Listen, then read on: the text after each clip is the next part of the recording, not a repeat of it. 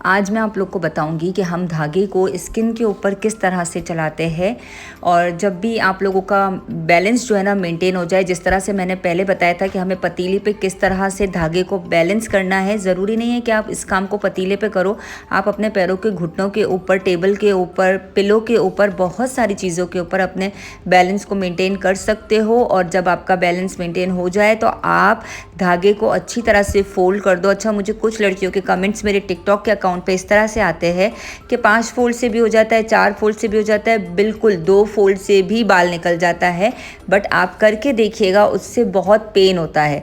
आप 7-8 फोल्ड करते हो तो आपकी ग्रिप बहुत अच्छी हो जाती है और बालों का जो पिक करना होता है स्किन के ऊपर से, वो भी बहुत अच्छे से हो जाता है। ये कुछ टेक्निक्स होती है जो एक्सपीरियंस के बाद इंसान को समझ आती है। अच्छा, आप धागा ले लोगे और धागे को अच्छी तरह से फोल्ड करोगे। पहले मुंह के अंदर रखोगे।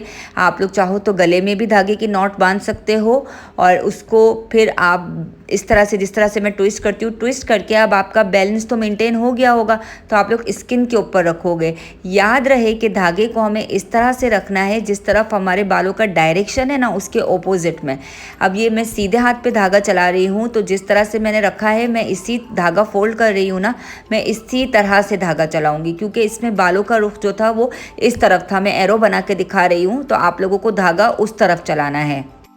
और तकरीबन 1-1.5 हफ्ते तक आप इसी तरह से धागे को स्किन के ऊपर चलाओगे। चाहे आप हाथों पर प्रैक्टिस करो, चाहे आप पैरों पे प्रैक्टिस करो, ताकि आपको बालों को किस तरह से पिक करना है वो आप लोगों को समझ आए। अब आप लोग देखो, मैं हाथों को टर्न कर रही हूँ क्योंकि बाल उस तरफ है, तो जिस तरफ बाल है ना उस तरफ आप अपने हाथों को जितना टर्न कर सकते हो ना उतना टर्न कर लोगे। इसके बाद मैं इंशाल्लाह आपको आगे और बताऊँगी कि किस किस तरह से हम लोग बालों के डायरेक्शन के हिसाब से अपनी पोजीशन चेंज कर सकते हैं। आप लोग देखो, जहाँ जहाँ धागा चल रहा है वहाँ स्किन थोड़ी थोड़ी सी रेड हो रही है क्योंकि वहाँ से बाल रिमूव हो रहा है। आप लोगों के साथ भी सेम ऐसा ही होगा। अब देखो, ये धागा टूट गया था तो मैंने अगेन से धागे को ट्विस्ट किया और दोबारा से धागा चलाना शुरू कर दिया। सेम आप लोगों को भी इसी तरह से तकरीबन 15-20 मिनट तक डेली प्रैक्टिस करनी है। अगर आप ये प्रैक्टिस करोगे तो आप लोग परफेक्ट हो जाओगे धागा चलाने में। अब देखिए ये कितना क्लीन हो गया है जिस साइड से मैंने बालों को रिमूव किया है। अच्छा, अब रहा धागा, तो धागा मैंने जो यूज़ किया है वही ग्लैमरस का यूज़ किया है। आप लोगों ने, बहुत सारे लोगों ने कमेंट किया था ये कहाँ मिलता है, तो ये धागा आपको लोकली मार्केट में मिल जाता है, जहाँ कॉस्मेटिक्स का सामान मिलता है, आप वहाँ से बाय कर सकते हो। और इसकी प्राइस तकरीबन 150 रुपये है, ठीक है। और इससे अच्छे खासे आईब्रोज बन जाते हैं।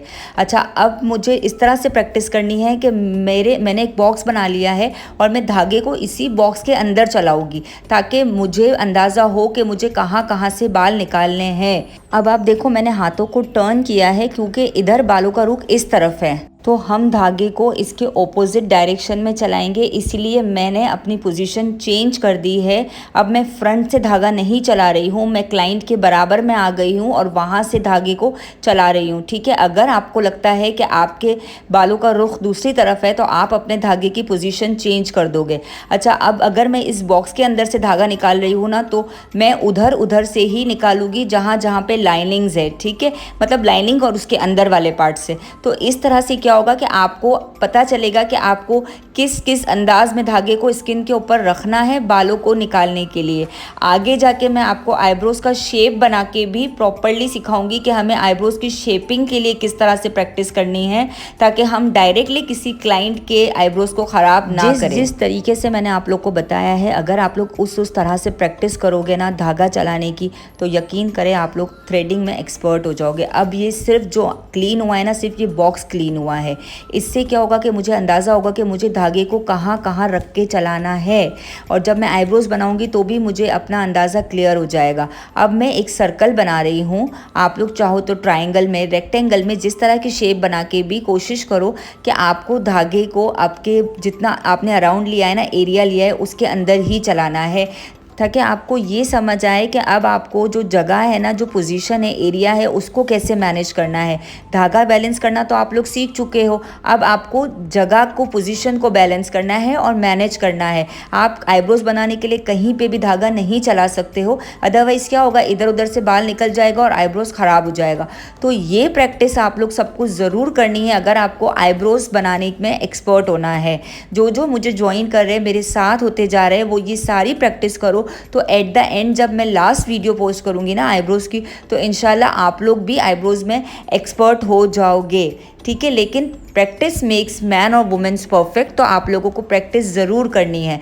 और देखो मैं सिर्फ सर्कल के अंदर से बाल निकाल रही हूँ। अब आप देखो, आपको नज़र आ रहा है ये जो रेड रेड पार्ट हो गया है, तो इसी तरह से क्या होगा कि आपको अपने धागे की पोजीशन समझ आएगी कि आपको धागा कहाँ कहाँ रखना है।